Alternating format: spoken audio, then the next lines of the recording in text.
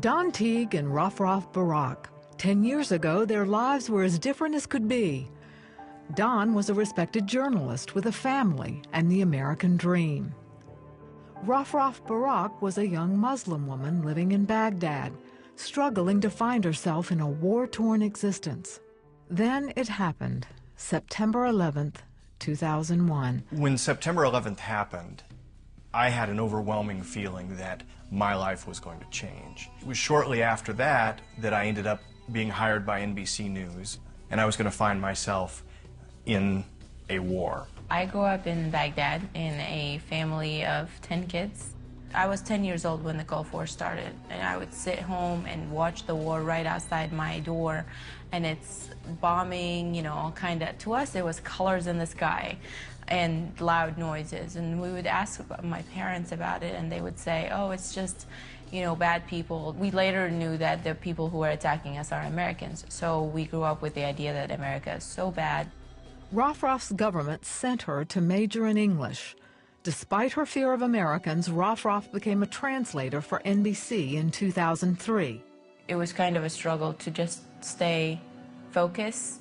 This is a job, I need to make the money, and I need to be careful until I know who these people are. People didn't see me as someone that is helping the country. Don Teague was on assignment in Baghdad when he struck up an unlikely friendship with his translator, Rafraf. The two were on assignment together at a local school when insurgents attacked. It's supposed to be a happy story. And talking to the kids, talking to everybody, they said, oh, we have one more interview. We went, we stood there, we're trying to do the interview when the bomb went off.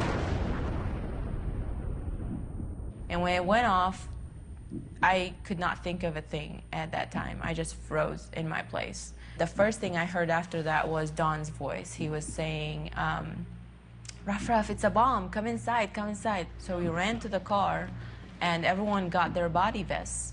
And Don, at the time, put his body vest on and looked at me and said, where's yours? Rafraf didn't have her body armor that day. He took his and put it on me and said, here, take mine. I just was aware of the fact that I was alive, and I was so happy that I was alive, and I was going to get to go home to my wife and kids. And Rafraf was there next to me, and she was home. This was as good as it was going to get for her. So then all these ideas started like hitting me in the head, like, what if these kids are hurt? What if, you know, one of them got killed in this bomb? Why would my own people kill my own people for such a reason? And why would a foreigner that I don't even know, that I just met a few weeks ago, gives me his vest? It was a wake-up call to me that maybe everything that I know about everything in my life is wrong, and maybe I need to rethink every single step of my life. All of the crew members managed to escape unharmed that day. There was reason that this woman had been put in my life, and she was going to die if I didn't do something. Don and his wife Kiki, with the help of other NBC correspondents, fought to bring Rafraf to the United States for asylum. It took 7 months of really beating our heads against the wall. Yeah, it was impossible. But during those 7 months, despite the odds, Don and Kiki prayed and held tight to their faith, and Rafraf finally made it safely to the United States. But it wasn't until I saw her sitting in my living room the day she got here. She still had her scarf on, she had her long clothes on, and it just hit me like a ton of bricks. I'm like, oh my gosh, she's left everything. I could see how much God loved her, not because of who she was going to be or what she was going to do, but just because of who she was. He just loved her. I was looking at the way they treated me. I mean, they opened more than just their house to me. They opened their hearts. And I had a talk with Kiki. I said, why are you helping me? And she said, God told me to.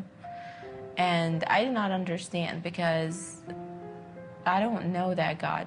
And at the time, all I have in mind is the God that I had grew up with. And yeah, I didn't have that much of a strong relationship with him. And then I started questioning other things, like, why was I saved?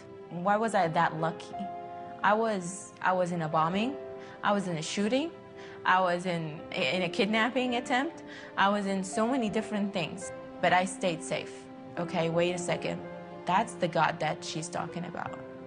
That's the God that has saved me. That's the God that had been with me along the way. Finally, after 4 years in the United States, a dream helped Rafraf make a decision. I was dying in the dream, and I was running away from my house, which had the word sin on it. In the dream, Rafraf found herself on the edge of a mountain with no way to cross to the other side. There's this lady that tells me that I'm gonna die any minute, and she needs to tell me the words. She needs to teach me words to cross the bridge to God. But I couldn't even understand the words, and I'm like, teach me quick, and then I died. And I woke up, and I was really scared. And I went and grabbed my computer, and it came out with this site that said, imagine yourself on an edge of a mountain. You must be with me in the dream. And it goes to explain that this is where you are in life, and you're with your sins on one side of that mountain, on that edge. And the only way to cross that gap between you and the other edge of the mountain to God is by accepting Christ. 1 week later, Rafraf asked Kiki to help her pray. Kiki led her through a prayer to receive Christ. It's a relationship. It feels, you know, whenever I need him, I could talk to him. It's a love relationship, you know, respect and friendship, not fear. I'm not scared of God, you know, I love him. Today, Rafraf is attending university and is touring the country with Don to share her story. The two have collaborated on a book called Saved by Her Enemy. I think that if you look at the story of Rafraf and see how he moved in her life over a series of years, and so many things that there was no other way to explain that ultimately led her to him, I think that becomes a message of the book. I just hope that people would, you know, realize that there's more to God and there's more to people. And when God is working in people's lives, it's all different, because God is working everybody's life in a different way. Whether it's little or much, he is there and he's doing his work.